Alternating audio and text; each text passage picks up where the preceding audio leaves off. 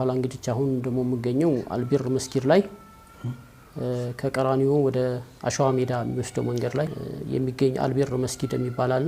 ደንበለር ሪስቴት ፊት ለፊት እዛ ላይ ኢማምና ኸጢብ ሆኜ እገኛለሁ። ኹጥባን ካነሳን ያው የልጅነት እድገት ላይ የተሳሰረ ነገር ነው። እኛ አረብ ገንዳ መስጊድ ነው ያደግነውና አረብ ገንዳ መስጊድ ላይ በልጅነታችን 8 አመት 9 አመት 10 አመት እያለን ኡስታዝ ዩሱፍ አደም የሚባል የአረበኛ አስተማሪ ነበረን ረህመቱላሂ ዐለይሂ አላህ ይዘንለት ወደ አኺራ ሄዷል። እሱ በልጅነታችን ኹጥባዎችን ያስሐፍዘንና የዒድ ቀናቶች ላይ ዒድ ቦታዎች ላይ በቃላችን ኹጥባ እንድናደርግ ያስተምረን ነበር።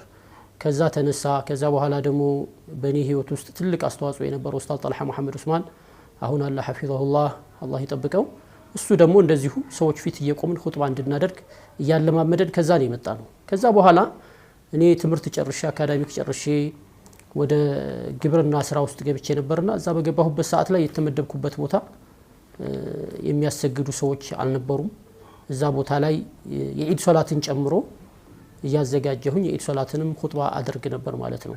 ተቅሪበን በ1990 አካባቢ ማለት ነው 91 አካባቢ ላይ የነበርኩበት ቦታ ላይ ወግዲ ይባላል።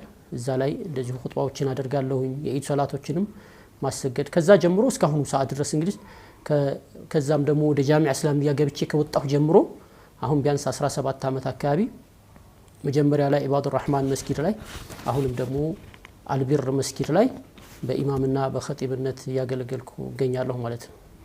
አሁን ጁምዓ ላይ ጁምዓ እንግዲህ ያው ከፈጅር ጀምረን ብናወራ ፈጅር ላይ ተነስቼ መስጊድ ከሰገድኩ በኋላ ሐለቃ አለኝ የቁርአን ሐለቃ አለ መስጊድ ውስጥ እዛ ሐለቃ ላይ ተቀምጬ ተወሰኑ ወንድሞችን ቁርአን አስተምሬ ከዛ በኋላ ወደ ቤት እመለሳለሁኝ።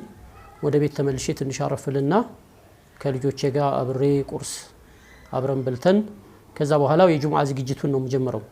የጁምዓ ዝግጅቱ ያው ስለ ኹጥባው በሰፊው እናወራ ይሆናል። የጁምዓ ኹጥባ የጁምዓ ቀን አይደለም የሚዘጋጀው፣ ነገር ግን ዝግጅቱን የመቋጨት ሁኔታውን ጁምዓ ቀን ላይ ዝግጅቴን የመቋጨት ሂደቶችን አደርጋለሁ። ኹጥባውን ሳብላላው የነበረውን ከእንደገና መልክ የመጨረሻ መልክ የማስያዝ ጉዳዮችን አድርግና ከዛ በኋላ ሻወር የመውሰድ ገላ መታጠብ የጁምዓ ሱናዎችን እነሱን አድርጌ ያው ከጁምዓ በፊት ቀደም ብዬ 4 ሰዓት እንደዚህ አካባቢ ወጣ ብዬ ሱቅ አለኝ ያው የራሴ የምሰራው ንግድ ስራ ስላለ ሱቄ ገብቼ የነበሩትን ከጧት የነበሩትን ሁኔታዎችና ከሰዓት ደግሞ ሊሆኑ የሚችሉ ነገሮችን አይቼ ሱቅ ወጣለሁኝ። በዛው ወደ መስጊድ ገባለሁ ማለት ነው።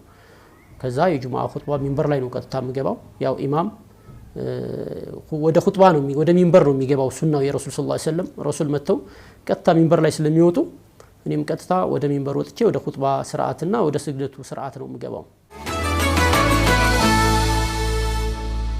ወላሂ ጁምዓ ሁለት አይነት ስሜቶች ናቸው ያሉት እኔ ጋር። አንደኛው ስሜት የደስታ ስሜት ነው።